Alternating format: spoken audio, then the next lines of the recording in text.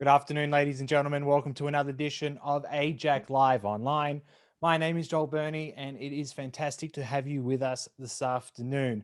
Now, ladies and gentlemen, before I get to the main event, just a few housekeeping items as usual. You will receive a invitation about our upcoming webinar very, very soon.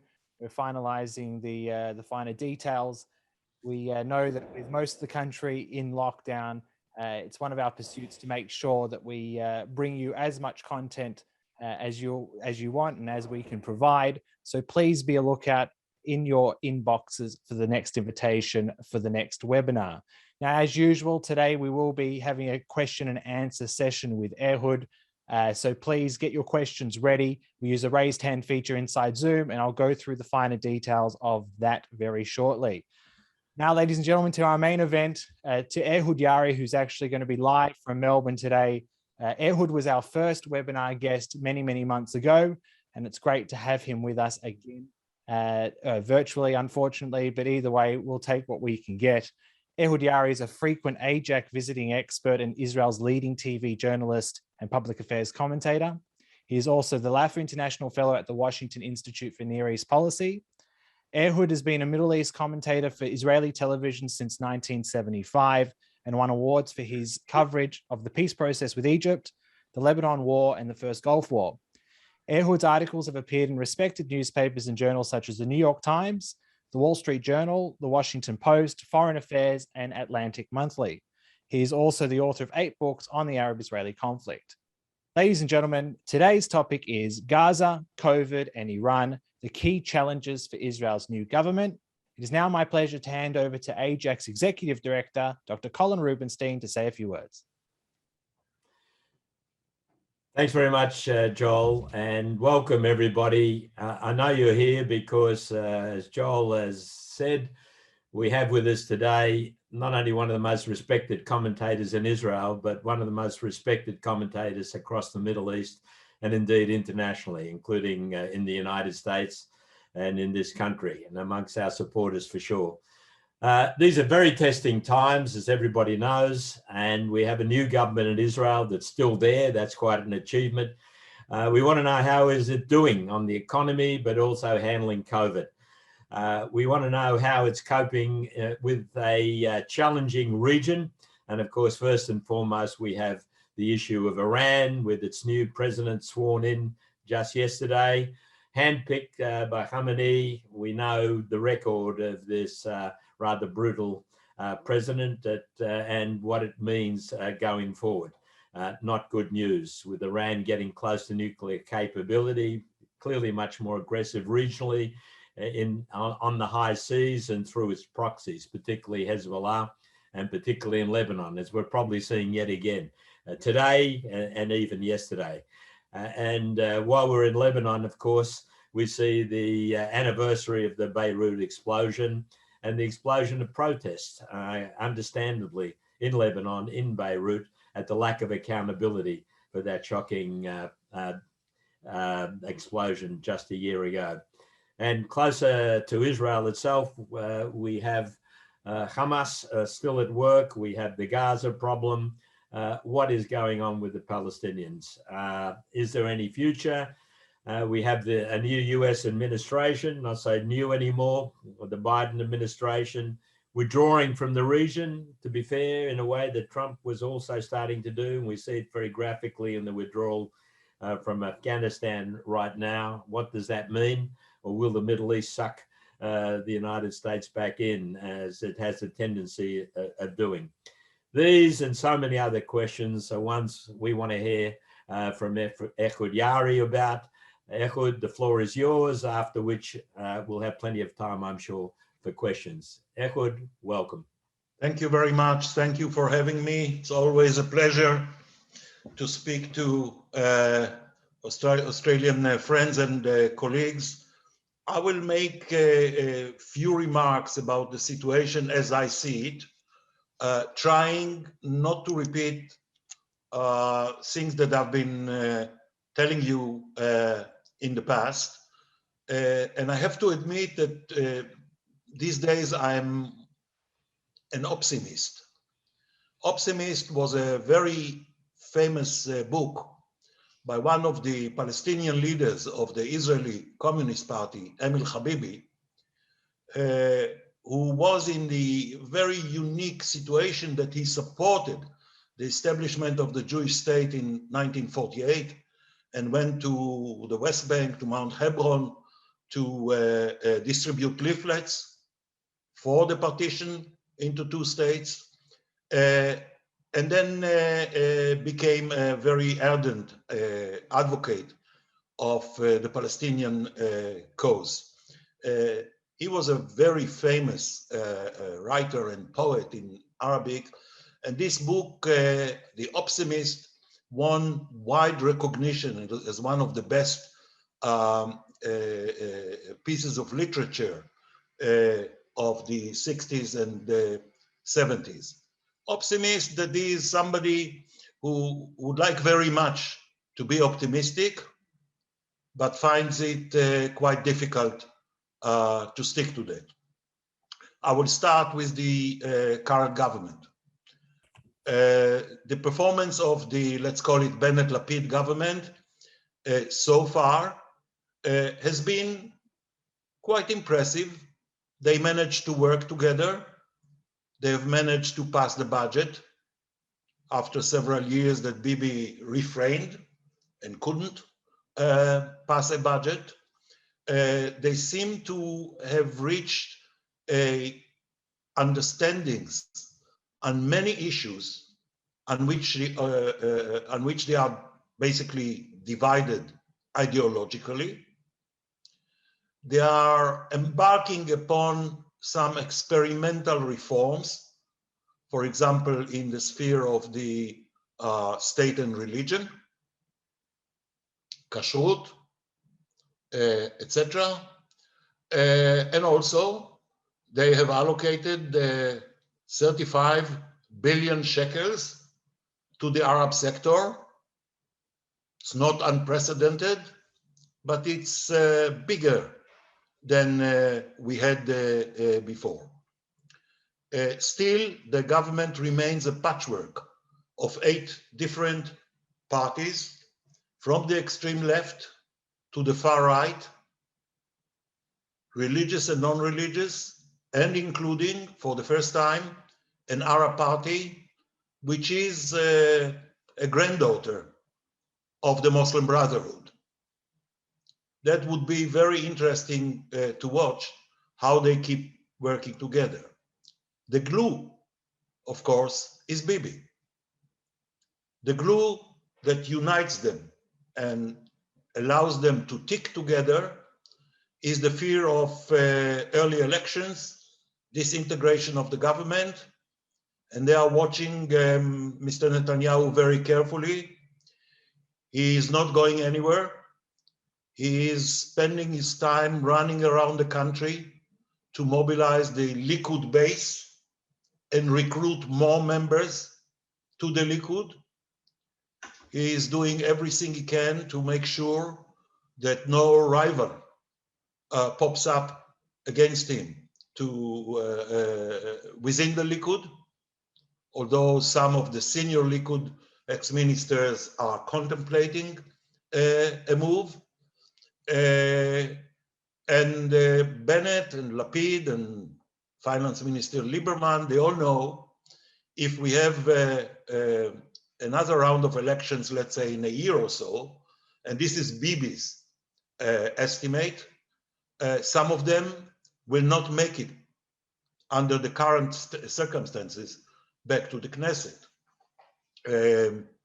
Bennett has lost much of his support on the right, and he's in trouble because being very eager and very ambitious during his time in opposition, he published this booklet, How to Defeat a Pandemic. And no surprise, surprise, now that he's prime minister, he discovers that his own aides, his own advice, doesn't hold. He has to act differently than what he has suggested. For example, they are talking about lockdown during the high holidays, etc. We will see how they go, and I'm sure people will have comments, questions about the performance of Israeli politics right now. I will just repeat something that I've said to you before, and that is the process of fragmentation of the Israeli political map is continuing. And following the dispersal of the left, the Labour Party, etc., we will see, we're already seeing a fragmentation, growing fragmentation of the right wing and also in the Arab sector. The second point, in my opinion, is the most important one. And here I don't know, optimist, whether I'm a bearer of good news or bad news. And that is Iran. It is my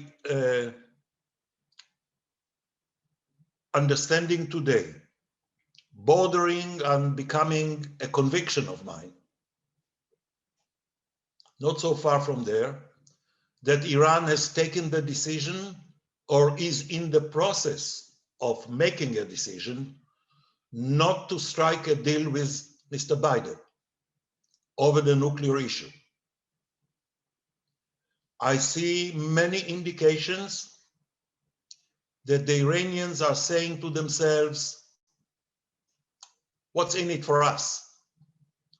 Some of the sanctions will remain.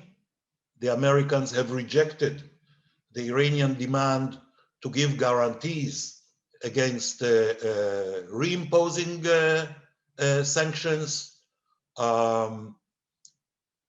The Iranians are were presenting in Geneva when they were talking unbelievably tough terms to the Americans, and the Biden team simply cannot accept those terms. I'll give one example, I can give several. For example, they demand that once the deal is renewed, and there is a big question, what does it mean? Then they will have time, maybe a year, maybe 2 years, to verify that the sanctions were indeed removed and that the United States government is informing international corporations, companies who want to do business with Iran, that they will not be punished. That is, even if they reach a deal and announce that they are back in the 2015 JCPOA from the Obama period, the Iranians will still have a long period in which to keep advancing their nuclear program. And they are doing it speedily.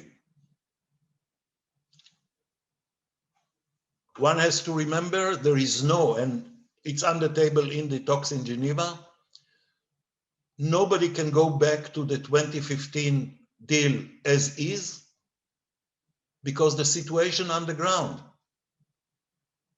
in terms of the nuclear progress of Iran is very different. Is very different. There is no going back to something that doesn't exist anymore. So both the Americans and the Iranians understand, and they talk about it, that they will have to, in a way, reframe the agreement and update it. And that's a major obstacle. The Iranian position at this point is not a word, not a comma will be touched. I think that the Biden administration may face quite soon the need to take a decision. What are they going to do if the Iranians keep piling obstacles to resuming the JCPOA? What are the Americans going to do? Biden is not going to strike Iran. He may be willing to see Israel do that for him and for us. More sanctions possible.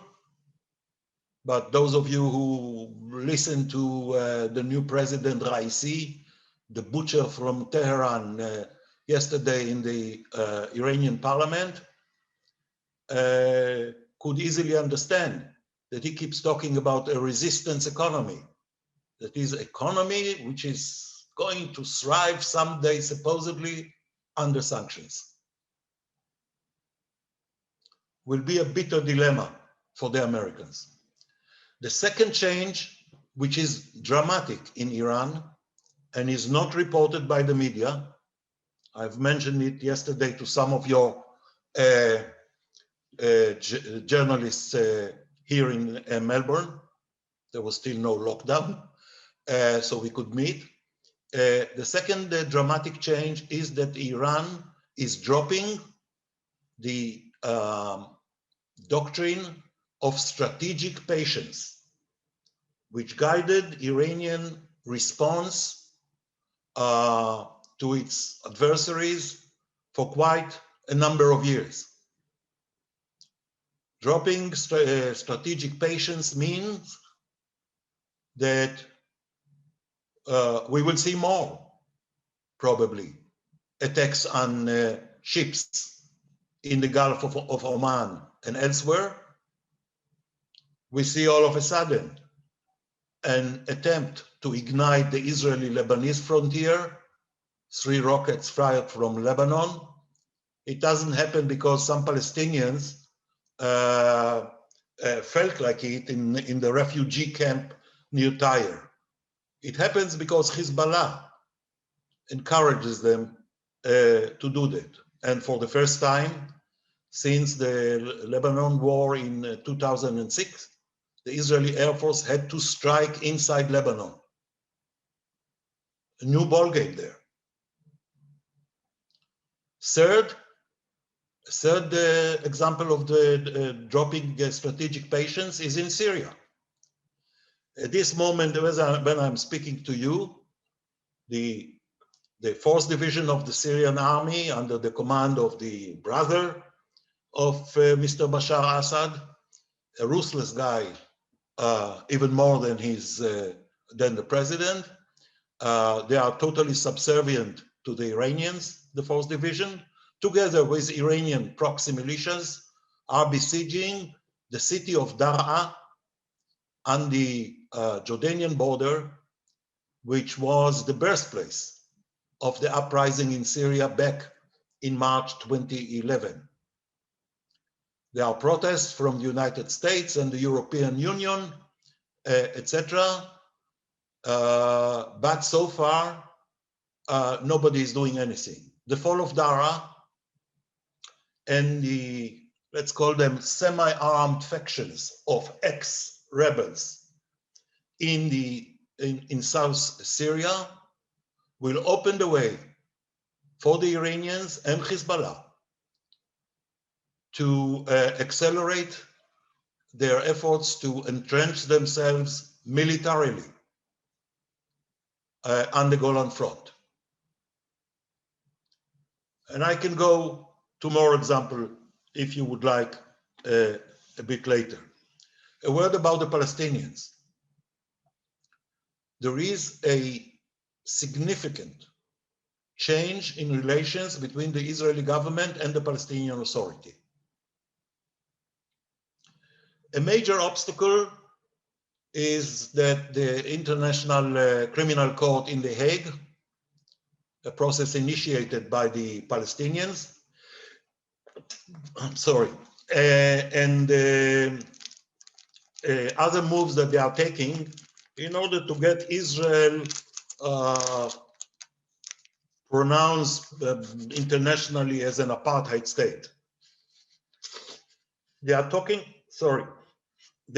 about handling this, but even without getting there, we have again reached a point where Israeli ministers are speaking to Palestinian ministers where all sorts of moves underground are taking place after a long freeze during Bibi's decade as prime minister. The Biden administration has taken an important unannounced decision not to opt again for a futile attempt to broker a final status deal between Israel and the Palestinians. Mr. Blinken, Mr. Sullivan, Biden himself, they all know it's not going to work, not at this point.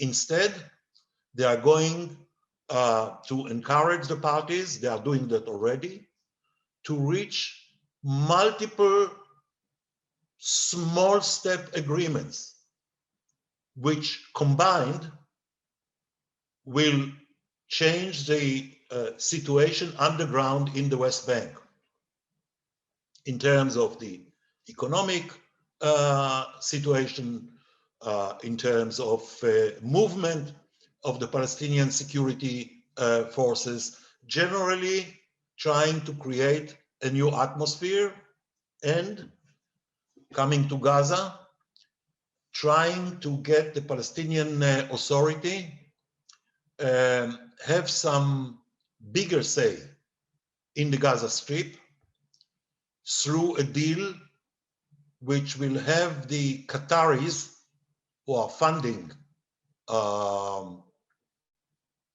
subsidizing thousands and thousands of families in Gaza, transfer the money through the Palestinian Authority.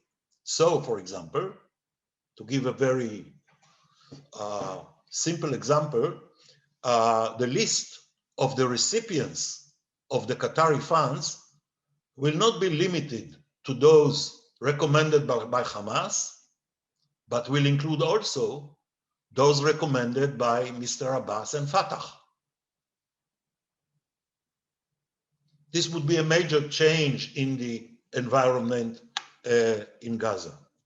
We will see, because Mr. Abbas is very reluctant to take the risk of trying to get back to Gaza.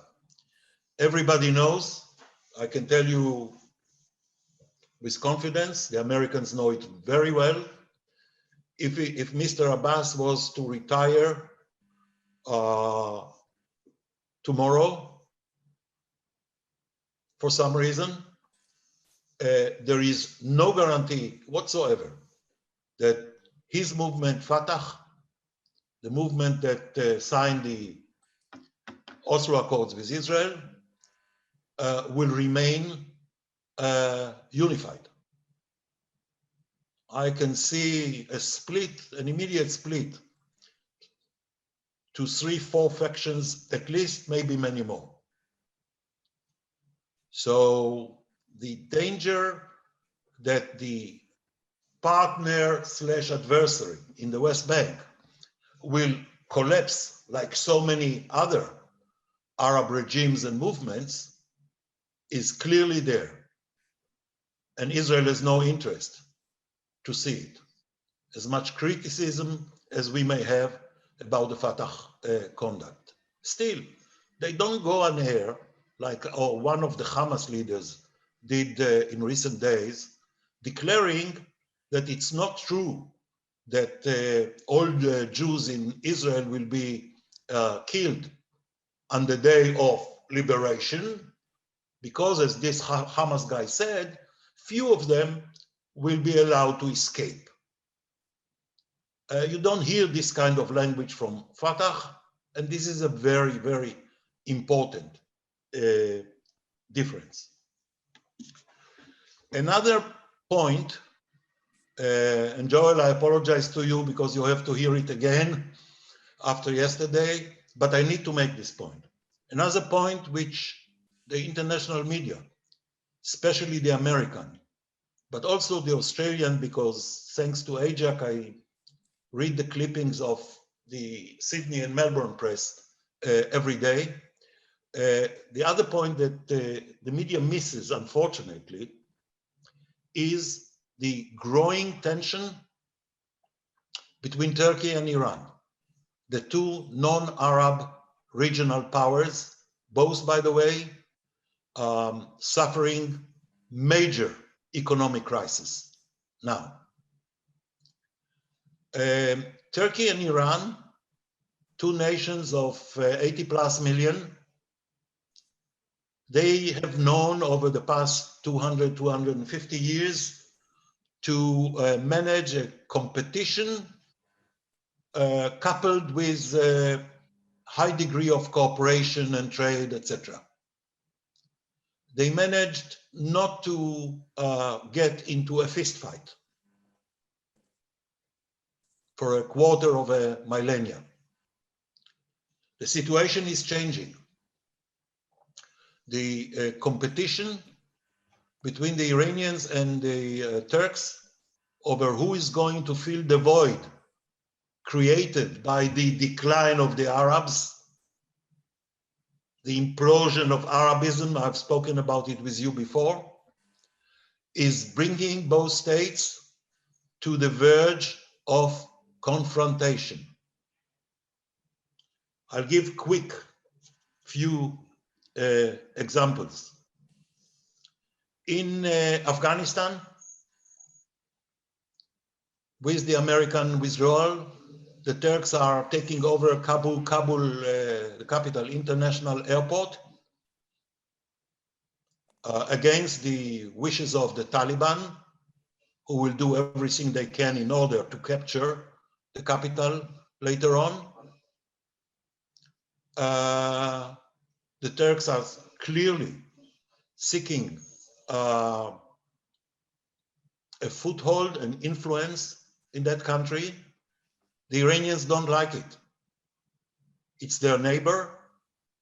So Iran is now mending fences with their old enemies, the Taliban, vis-a-vis the Turks.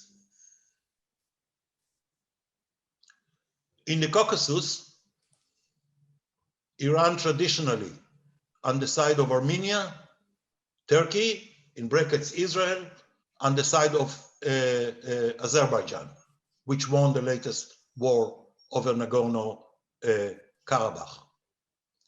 But I'll give you just an anecdote. There was a fake religious ruling attributed to the top Muslim religious leader in Azerbaijan. It was fake, commending Khamenei, the leader of Iran, for supporting Azerbaijan, which never happened. If you watch the reaction of the Turks to this fake fatwa, to this fake ruling, it was a series of threats against Iran. Moving to Iraq, the Turks are now, for the first time ever, accusing Iran of supporting President Erdogan's worst enemies, the PKK, the Kurdish underground in Turkey.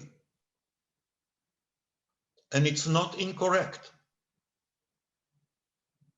The Turks are within northern Iraq, 30, 40 kilometers deep.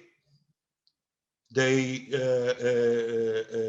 conduct intermittent airstrikes against the PKK in northern Iraq. The Iranians are their friends. In the northern, northwestern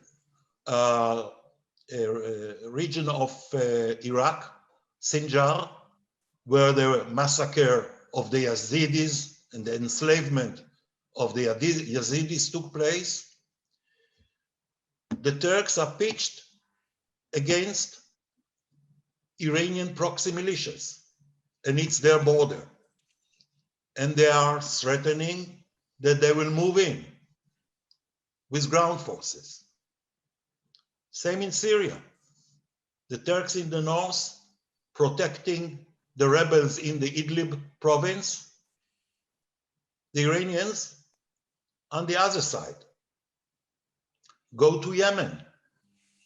The Turks with the militias of the Muslim Brotherhood there, the Iranians with the Houthis who lob missiles into Saudi Arabia. And I could go on and on. This is very important because one of the results of this, at this point, diplomatic, political confrontation between Iran and Turkey is that Erdogan is changing course. He's seeking rapprochement with Egypt and with Israel. He's not willing yet to pay the price, but he is signaling that he would like to change the nature of the relations between the two states. Finally, I'll say a word about the country which I think is the main battleground in the region, and that's Iraq. The Iraqi Prime Minister, very serious fellow, Mustafa Kadhimi, just concluded his visit to Washington. There was the announcement that the Americans are going to pull combat forces from Iraq. Please don't buy it. They have alternatives to what is called combat forces, like special units of the CIA and others. And in Iraq, to conclude on a more optimistic note, we keep seeing the growing strength of Shiite anti-Iranian sentiment, to the point that Iranian Shiite pilgrims, who normally would visit by the millions the holy shrines to the Shias in Iraq, Najaf, Kerbala, Samarra, are not going there for fear of being robbed and attacked. At the end of the day, I believe it will be in Iraq that the struggle for the Middle East will be at one point decided, amongst other things, from an Israeli point of view, because without Iraq, the Iranians cannot have the land corridors they would like to establish between their own territory, link up with Syria, Hezbollah, Mediterranean, and face the Golan Heights in Israel. Thank you very much. Thank you very much for that, Ehud.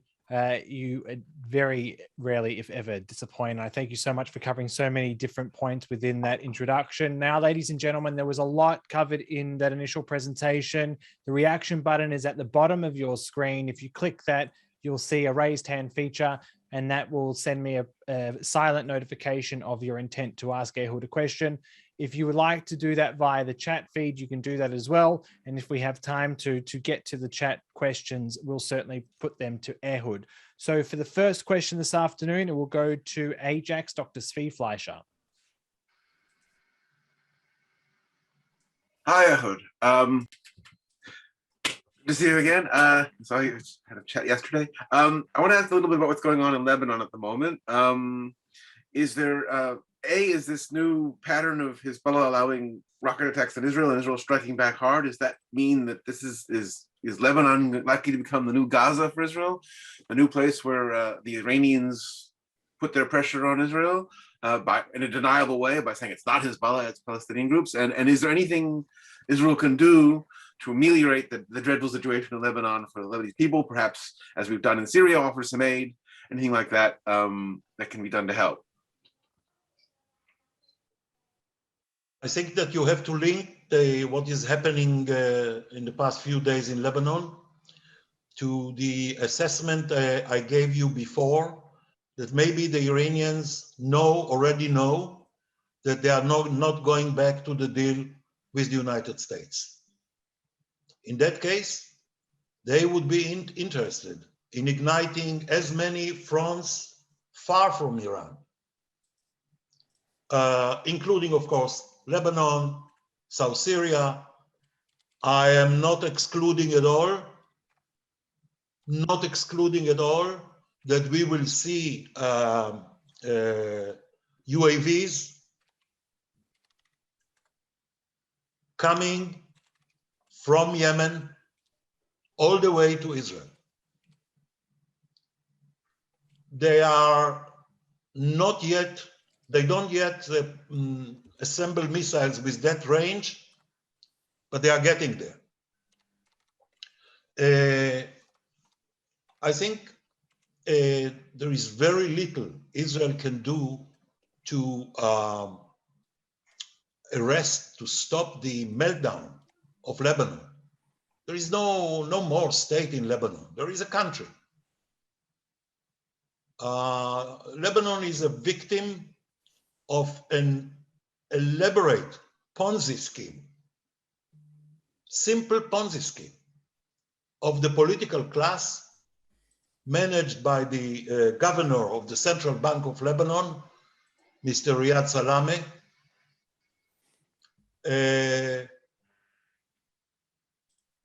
And this means the impoverishment of the majority of the Lebanese. We may get, Defense Minister Gantz offered help to Lebanon. I don't think he has an idea what to do. But I believe later on, we may see options to assist the Shiite villages next to our border, the good fence, because we are witnessing growing tensions between the general Shiite population in the south and the southern suburb of Beirut and Hezbollah because of the financial meltdown. But that will take time. At this point, I think Israel should make it clear to Hezbollah not to play with fire on the border. Otherwise, we will have a situation in the northern villages of Israel, northern towns, Shlomi, Kiryat Shmone, Metula, etc., which is very similar to what you have around the Gaza Strip. Thank you for that, Ehud, and thank you, Tzvi, for the question. I'll now hand over to Professor Greg Rose. Thank you, Ehud, for your wonderful presentation and broad-ranging concept. My question relates to Iran and activities in the Persian Gulf with the drone attack on the vessel Mercer Street on the 1st of August and the Asheville Princess a couple of days ago. And with the Asheville Princess, it's interesting because it seems to be a cyber attack that disabled the steering of that ship and of 4 others prior to it being boarded. But the attempted hijacking was unsuccessful. And what I'm wondering is what you think Iran's strategy in disrupting shipping is. The Asheville Princess doesn't even seem to have an Israeli management company in control of it. And I'm wondering what you think the wheels within wheels might be for the disruption of Persian Gulf shipping, and if that might be connected to the demonstrations in Iran. There are a few people getting excited about the unrest in Iran. I think Moshe Kedar has written that, you know, there may well be a breakup if all the minorities go into something like a 10-year civil war, such as we've seen in the breakup of Yugoslavia or the Syrian civil war. So I'm wondering if there's any connection there, what you think the situation is with Iran and tankers. No, I don't think that the unrest we are witnessing in Iran is leading to wherever, I didn't get the name, the person that you have quoted is indicating.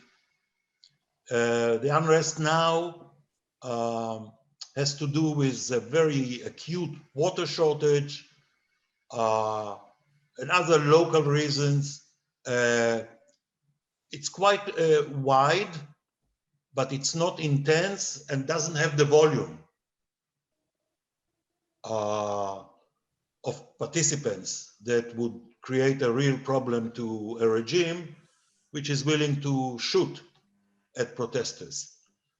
About the incidents in the Gulf of Oman, it was outside the Persian Gulf, because within the Persian Gulf, the Iranians don't want to play this kind of games at this point. It is my understanding, limited guarantee, that the Iranians have boarded the Asphalt Princess, 7 to 9 men, and then left. At the background, there seems to be some sort of commercial dispute. I'm not sure. But more generally, the Iranians are trying for many months now, intermittently, to indicate to the West that they can interfere and disrupt shipping through the Western Indian Ocean. They are very careful not to scare the Chinese. They are very careful to maintain a dialogue which is ongoing between them and Saudi Arabia with Iraqi mediation, also UAE, our friends. So they will keep indicating to Israel and the West, there is a lot we can do here if the Israeli naval commandos keep attacking Iranian boats, delivering whatever they deliver to Syria. The droning of the Iranian supply ship in the Red Sea was, from an Iranian point of view, crossing of a red line by Israel. Maybe the strong protests from the US, the EU, will cool down the Iranians in this respect. But you know, if you ask me, what is the best picture, best political picture that I saw this month, a picture that tells a story. It's a picture that was taken yesterday, and nobody pays attention to it as far as I have seen. One of the top officials of the European Union, Mr. Enrique Mora, sitting behind the leader of Hamas, Ismail Haniyeh, the leader of Islamic Jihad, and others during the ceremony of the swearing in of President Raisi. That tells the Iranians that not everything that, not every statement issued by Brussels really carries weight. Thank you, Ehud, for that. I'll now hand over to Justice Nigel Raine. Thank you. Ehud, my question's about an article I read just a few days ago in the Tablet magazine by Eddie or Edie Cohen, I'm not sure. The topic was an agreement reached between Jordan, Iraq, and Egypt. And the theme of the article was somewhat disturbing because it seemed to be suggesting that Jordan is moving towards a courting or rapprochement or more with Iran. And in particular, there was a focus on King Hussein's visiting Shiite shrines in Jordan. There was a whole subtext of a kind of potential signaling to Iran that they're willing to do business and to move into that sphere. What are your thoughts about that whole topic? very frankly, I think Dr. Eddie Cohen, whom I don't know personally, he's very, very active in social media in Arabic. And lots of Arabs read him and refer to his writings. I do believe he's causing great damage. Okay. But it's a free country. It's true that Jordan and Egypt are trying to create a sort of trilateral arrangement, political arrangement between Egypt, Iraq under Kazemi and Jordan in order to boost Kazemi's standing vis-a-vis the Iranian proxies in Iraq. The same is being done by Saudi Arabia, which is beginning to invest serious money in Iraq and the UAE. But this is not indication of the king trying to mend fences with the Iranians. On the contrary, the King Abdullah, is trying to boost Kazemi, who is the most important adversary of the Iranians in Iraq. Now, why would he go to those secondary Shiite holy places in Jordan? Because Kazemi is Shiite, and the majority of the people in Iraq are Shiites. Yeah. And he wants to be their friend and show that he is friendly and is willing to open up Jordan to Shiite pilgrims from Iraq, not from Iran. Thank you. Thank you, Ehud. I'll now hand over to Ida Lichter.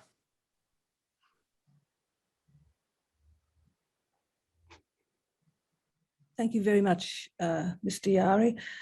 Regarding Afghanistan, what is your view of a Taliban victory, the possible fall of the Afghan government, and could you expand a little more on how outside actors are likely to seriously meddle in Afghanistan and fill the void after the US drawdown of forces? Thank you very much for the question. I don't believe that a complete takeover of Afghanistan by the Taliban is inevitable. I think a lot is being done and hopefully would be done in order to prevent the fall of Kabul, the fall of Kandahar in the south, etc. But basically, Afghanistan is back at the center of what they used to call the game of nations in Central Asia. The landmass, which is so strategically critical. And I'm afraid that what I'm seeing is a China stepping in forcefully in cooperation with Pakistan and most probably with the Iranians. The Iranians have a certain following within Afghanistan of the Hazaras. The Hazaras are the Afghani Shiites who were persecuted for generations.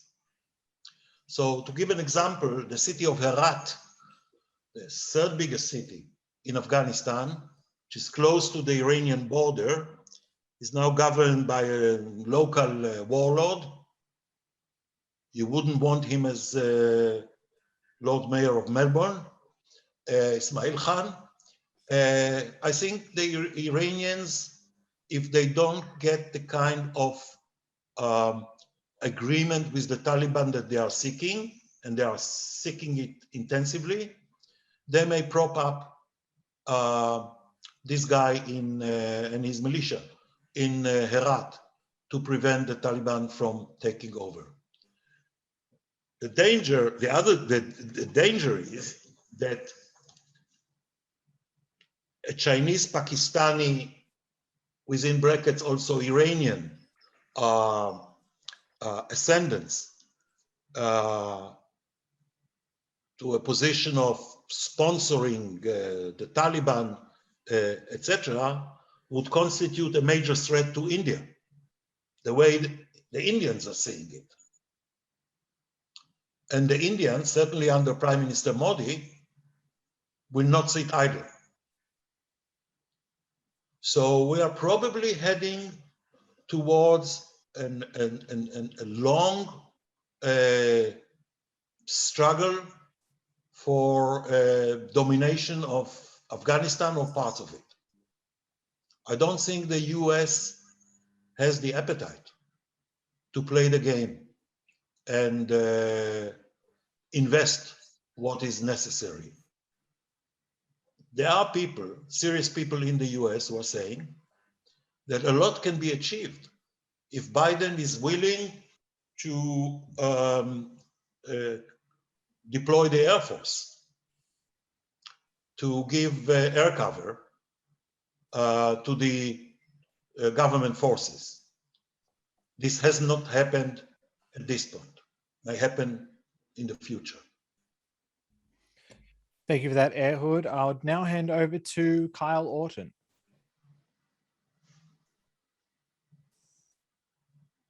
Sorry, can you hear me? We can. Oh, excellent. Okay, so sorry, a brief two-part question on Syria. Is there anything the Israelis can do or should do militarily to protect Daraa from falling to this recent offensive? And what would Israel's attitude be to the refugee flow from the most recent conflict, or the most recent round of conflict? Am I wrong in thinking that you are publishing about Syria from time to time? I do. I think I contacted you at one stage. Yeah. Okay. Well, nice seeing you in virtually in person. Nice to meet. I've spoken about it here before, and I'm still of the same mind. I think Israel's vegetarian, I call it, policy in Syria is a major strategic mistake, because I think in the Syrian civil war, now in its 10th year, Israel has suffered strategic. Bibi doesn't like the word defeat, so I promised him I would say setback. Because we refrained from doing whatever was possible, and what was possible was to get rid of Assad. No Assad, no Hezbollah, no Iranians. We could do it not with invading Syria and not Air Force strikes. We could do it until the Russians sent the Air Force in September 2015. We missed the opportunity, and now we are, Mr. Bennett is committing the same mistake by declining or being so reluctant to take action. It doesn't have to be public. It doesn't have to be in the open. There are many ways we can operate in southern Syria, but we don't. For example, I can tell you that I'm here in Melbourne, yeah, with all of you in the lockdown, but I'm getting messages from my friends in southern Syria who are facing now the 4th division of Maher Assad and the Iranian proxies. They are besieged in Daraa and dozens of other villages and hamlets in the region bordering Israel. And we are not doing anything to help them. we will pay for that. We will pay for that.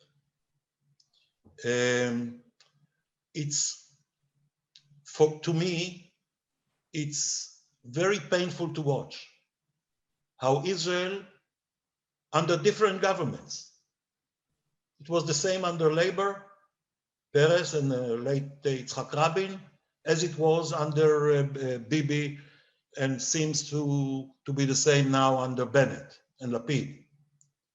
Israel is reluctant to play the regional game.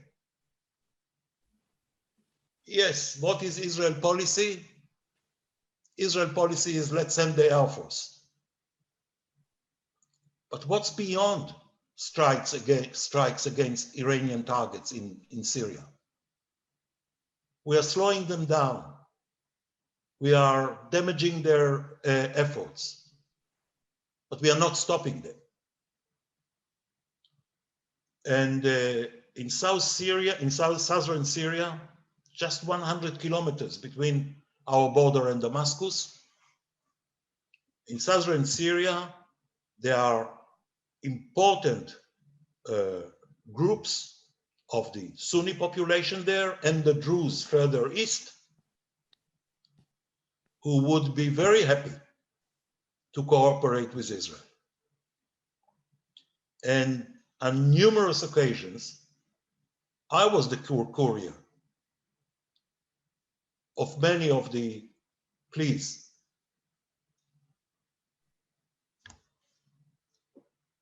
We are just watching, and it's really painful because it's a major mistake. We don't have to send the army. There are other ways we can do a lot. Maybe Bennett, when he comes to the White House next month, will think that it's appropriate to discuss Syria with Biden, not just Iran. Thank you, Ehud. I'll now hand over to AIJAC's Aaron Shapiro. Thank you. Hi, Ehud. I'm interested about the situation with the Ram party, and you have one of their MKs, Mazen Ghanim, who has been shown that he may be trouble for the coalition. He's very uncomfortable. We know that Bennett in his own party has his breakaway MK who can't be relied upon for votes. So although I'm more concerned about the Arab angle, is now that they've gotten the budget that they want, is there a reaction in the Israeli Arab community that's supporting this? Are they seeing, what I haven't seen much since the election is a shift in the polling for any party, but is that, are we going to see more support for Ram? Or I know the Joint List has been calling them sellouts on their principles. How is this being received in the Israeli Arab community? Majority of the Israeli Arabs, 21% of the total population of Israel, have been impatient with its representatives in parliament for concentrating on the Palestinian cause and not on the needs and interests and aspirations of the Arab citizens of Israel, the Israeli Palestinians. What Mr. Mansour Abbas did, joining the coalition and previously negotiating very seriously with Bibi to form coalition with him, what he did was to say, I'm going to stick to my convictions and opinions about the Palestinian cause, but I'm going to concentrate on serving my electorate, the Israeli Arabs. And this is forcing also the 3 Arab parties in the Joint List to change their tune. That's a process that have taken time, but we could see it years ago. I spoke about this in Melbourne maybe 10, 15 years ago. The general Arab population supports it because they know they will see results. They will see more roads, they will see more municipal services, etc., more education facilities, etc. I think it's very important. Now, you point out, Aaron, correctly, that there are potential deserters from this coalition. My count, at least 8 of the different parties have positioned themselves in a way that Bennett and Lapid don't know how they are going to vote next time in the Knesset. It's very shaky, it's very fragile. But I think that the RAM, the United Arab List, this moderate version, let's call them, of the Muslim Brotherhood, will prove a secure ally. I just remind you that Mr. Lieberman, the finance minister, not a favorite of mine, he handpicked his list. There are no primaries, no elections. He picks the list. And he picked a guy who said recently, either I'm appointed the minister or I'm voting against the government. At the end of the day, what happened? This Nudnik was appointed minister. And this is going to continue as long as this is a coalition with a majority of 1. It may change if and when the ultra-Orthodox decide that they don't want to hang together with Bibi, and they rather join the coalition and protect their own interests. Not yet. Thank you, Ehud. I'd now like to hand over to Colin for a question. Ehud, thanks very much. Of course, you didn't disappoint us with your tour de force, but I want to take you back to where you began, the optimist, hopefully ending on that note. The Abraham Accords. In view of everything you've said, domestically, regionally, internationally, how viable do they remain, and to what extent are they likely to expand, and with what impact not only regionally but maybe on the Palestinian-Israeli issue?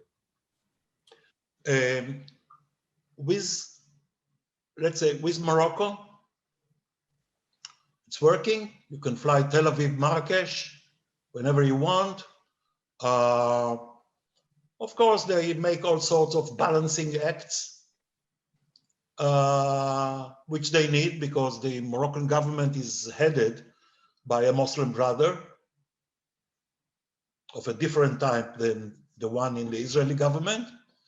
But this balancing will continue. I think Morocco got what it wanted in the Western Sahara from Trump. Biden is not going to overturn it. It's safe. UAE relations are thriving, but they are learning. The UAE is learning more about Israel than they knew and about Israeli politics. I came to Australia and hopefully will go tomorrow over Saudi Arabia. 4 hours less in the plane, thanks to the Abraham Accords. I'll tell you one thing in a second about UAE. In Sudan, Israel is neglecting Sudan. We do not follow up on the initial declaration of normalization. Bibi has neglected it and his people because they were otherwise busy. don't have to go into debt. And this government doesn't seem to pay attention, and I'm worried about that. Bahrain is fine, it's small. If the Iranians are not going back to the deal with the United States, that means there will not be a rapprochement or a semblance of rapprochement between Saudi Arabia and Iran. In that case, you may expect the Saudis to start making moves.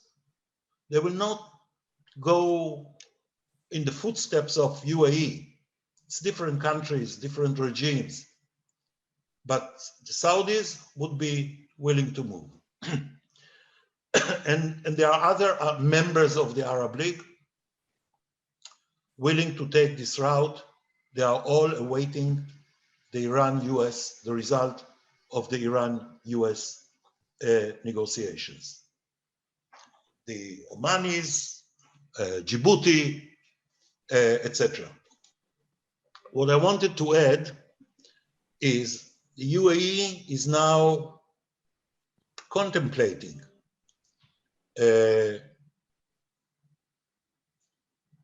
quietly the option of trying to broker a deal between Israel and Syria, Israel, Lebanon, with Hezbollah, a limited set of understandings.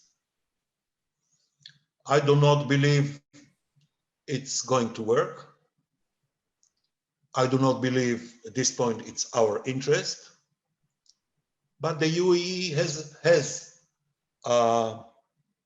this ambition to demonstrate, mainly to the Americans, that they can play a regional role in the most sensitive, complicated areas. When it comes into the open, we will see whether it can work and how it works or how it fails. Thank you for that, Ehud. Now for the final comment, I'll hand over to AIJAC's Jeremy Jones. Thank you. And Ehud, thank you first for reminding me of a book I read at university and found really fascinating. In English, the translation was The Secret Life of Said the Pez Optimist. That was the title. It's nice to have the memory, but also the memory of Shimon Peres, who was known to call people typical Jews, always pessimistic, but always enthusiastic. That's the pessimism. And we have a question in the chat, which had come up from Helen Brussman, asking about how Israelis are coping with the coronavirus and what feeling you're getting about morale and the attitudes of people in that country, the coronavirus. And the last question, the round-out question also, it relates to the new US administration and how well they are understanding some of the issues that you have raised today. Should we be pessimistic, optimistic, or pes-optimists looking at the Biden administration? I'll start with the second one, with your permission, Jeremy. I think that the Biden team are very well versed in the issues at stake. They are basically friendly. Doesn't mean that they see eye to eye with the Israelis, but I think the government can work together with them. I don't sense any problem that we have with the Biden team that we didn't have with previous, certainly the Democratic, but also Republican administrations. We have to worry, of course, about the new mood in important segments of the Democratic Party and generally American public opinion, including the Jewish community, but that's a different opera. As to the coronavirus in Israel, people wanted to believe that most of us are vaccinated, double jabs, Pfizer or the army Moderna. That's it, freedom. They realize we have over 3,000 infected daily now. Not a serious surge in the number of those hospitalized or got ventilated, but people understand it's not the end of it, that you have to be really careful. And they have begun last Sunday to give people over 60 the third booster jab. My mother got it on Thursday, and if we get out, then my wife and me will get it when we come to Israel. We are heading towards a lockdown in the high holidays, trying to arrest the spread of the pandemic. And Bennett, I said that he wrote a book on how to defeat a pandemic. Well, there is one major issue now. It's about 1 million Israelis who are not vaccinated. Whether it's the many of the teenagers, and soon it will be amongst the younger kids,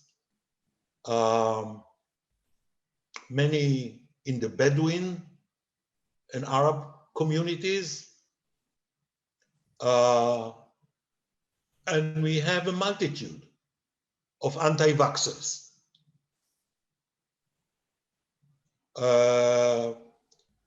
They have to find a way, they are trying, they have to find a way to get people to get their shots. And they are finding it difficult. On the whole, I would say that they have managed apparently to organize finally the system at Ben Gurion Airport. It has been tightened.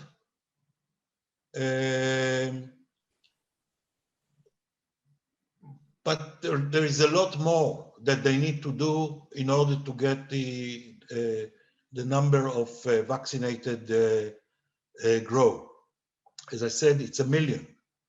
And they are reluctant because of the Supreme Court to take measures that will deprive non-vaccinated people from attending events, going abroad, etc. And of course, like here, but in a different way, everything is also political. Thank you very much, Ehud. And ladies and gentlemen, that's where we need to leave it today. On behalf of the AIJAC team, Ehud, as part of our AIJAC Mishpacha, we wish you a Nesiya Tova on your way home, to you and to Dagmar. To our ladies and gentlemen, thank you so much for your participation today. I'm sure that you gained a lot from the presentation, as we all did here at AIJAC. Please be on the lookout for the next webinar invitation to hit your inbox shortly.